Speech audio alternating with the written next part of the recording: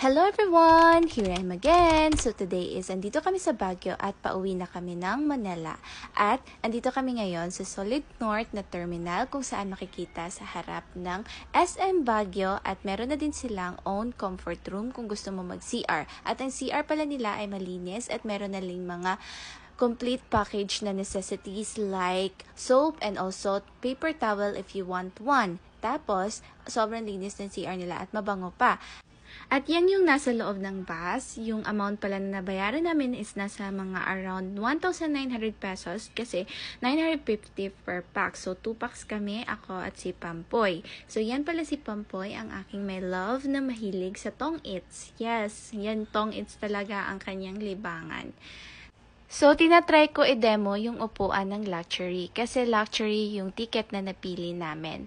Ang kaibahan pala ng luxury tsaka ng deluxe is ang luxury is yan. Meron siyang paahan, tapos meron siyang tablet.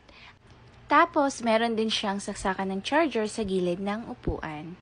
Pero, pareho silang nalilin down ang chair kung gusto mo i-lean down at meron ding saksakanan sa harap mo.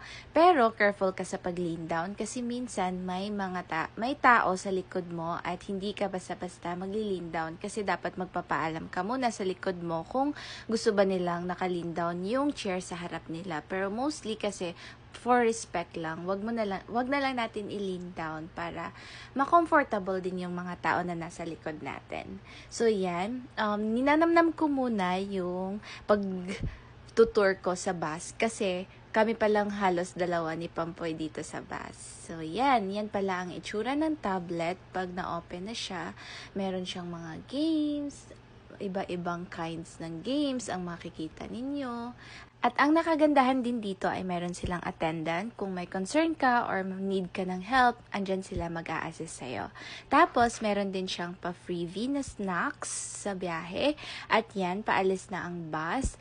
So yan ang view ng Baguio.